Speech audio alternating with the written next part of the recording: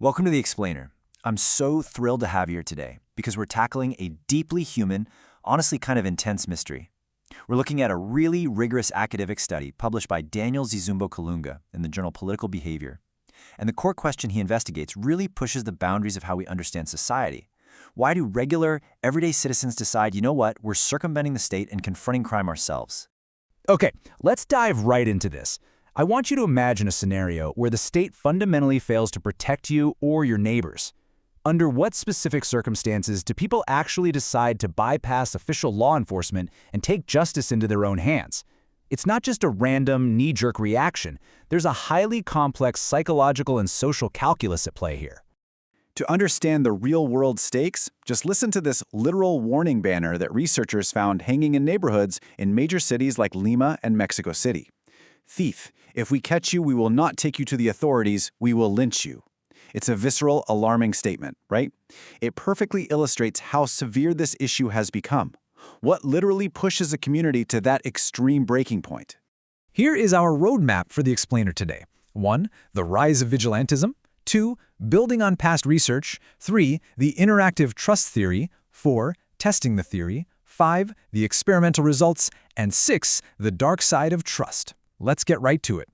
Section 1. The Rise of Vigilantism, a Latin American Crisis. We have to start with this staggering statistic from the Americas Barometer. 32.5%. On average, almost a third of people across the Americas consider insecurity to be the absolute most important problem facing their country. To put that into perspective, that means millions of people are putting the fear of crime above poverty, above inflation, even above political corruption. When fear hits that level and citizens feel the state's monopoly on violence is totally failing to protect them, it absolutely sets the stage for extreme alternative solutions.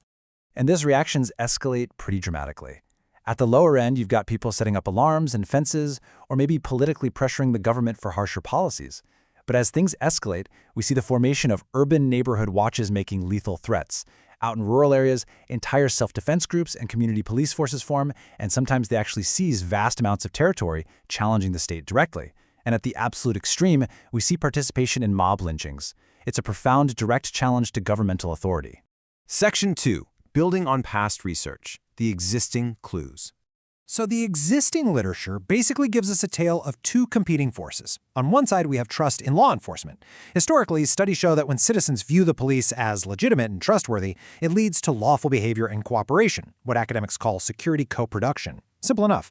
But on the other side, we have trust in the community, often called social capital. Now, usually we think of social capital as this wonderfully wholesome thing. It's the bond that organizes your neighborhood block party. But scholars have dropped clues that in certain unstable environments, that same tight-knit community trust can actually foster non-institutionalized anti-democratic mobilization. Section 3. The interactive trust theory, the perfect storm. So the crucial point is how the author merges these two concepts to explain the explosion of vigilante justice, branding it the interactive trust theory.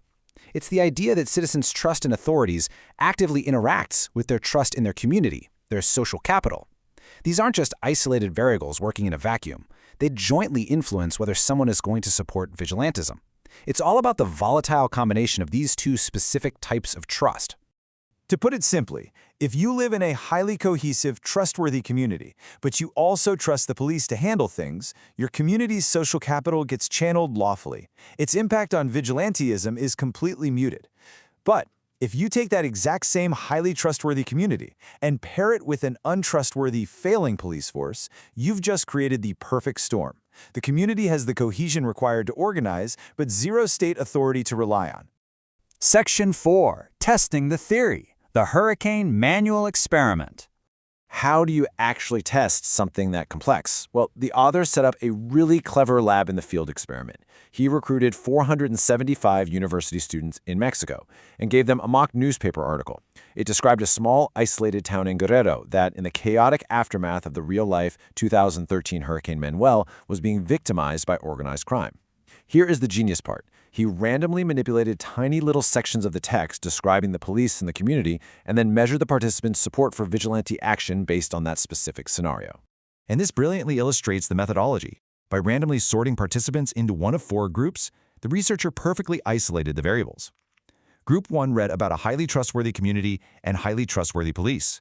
Group 2 read about a highly trustworthy community but untrustworthy police. Group 3 got a divided community but good police, and Group 4 read about both a divided community and bad police. Just by changing those few words, he could scientifically track exactly what triggers support for vigilantism. Section 5. The experimental results, uncovering the data. First off, the study found a direct effect for social capital.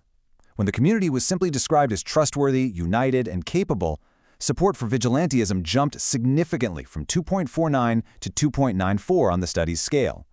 Honestly, it makes total sense. Just knowing your neighbors have your back makes the idea of bypassing the state way more appealing. Now, what's really interesting about this is that the absolute highest support for collective vigilantism occurred exactly where the interactive trust theory predicted it would. The spike happened specifically in the group that was told their community was highly trustworthy, but the police were untrustworthy. Because of the rigorous design, the author is carefully measured with his conclusions, but the takeaway is incredibly powerful. The evidence of this manuscript is consistent with the idea that trust in authorities moderates social capital. It essentially supports the idea that having high community trust only drastically spikes support for extra-legal violence when the police are viewed as unavailable or corrupt. If the police just do their jobs, that dangerous spike disappears, even in a super tight-knit community.